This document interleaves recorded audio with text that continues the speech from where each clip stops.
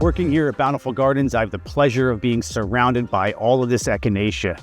Now, this native plant is a very low maintenance perennial that you can add to your garden. It does really well in rich, organic, well-drained soils. The plant itself is extremely drought tolerant once established, although for the first year you might want to help it along, especially on these hot summer days, just to make sure that it's getting those roots down into the soil where it needs to go.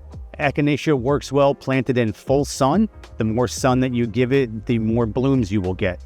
Bees, butterflies, and beneficial insects all love this plant, and it is still considered to be moderately deer resistant.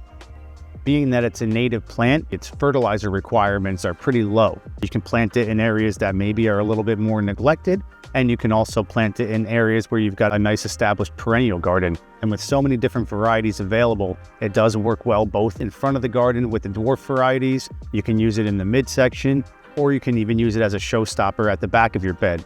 They do tend to spread out and get quite bushy, so you're really going to increase your blooms every year as well. So a cool fact about Echinacea is that the petals you're seeing here are actually false petals called a bracts. The true flower is on the inside of the cone, which is where the bee feeds.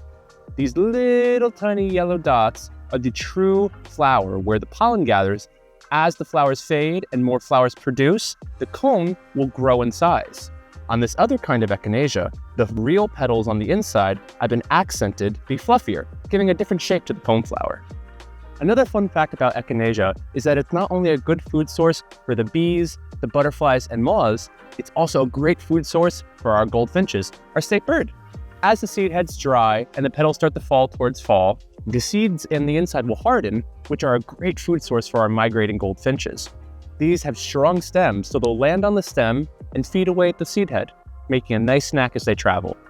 Not only is Echinacea a great food source for insects and local wildlife, it's also been used medicinally for centuries, with all parts of the plant, from the flowers to the leaves, even the roots, being used to treat inflammation and all sorts of other ailments. The flowers and leaves are commonly steeped in teas and tinctures, and the roots can be ground up and used as a powder supplement. They're believed to be antiviral, rich in antioxidants, and great for your skin and hair. They're supposed to also help with anxiety too, so that's probably why I feel so calm around them. And as always, if you're enjoying our videos, make sure you like them, leave us a comment down below, and subscribe to our channel so you don't miss any of the content that we're making for you. Thanks again for watching. We'll see you next time.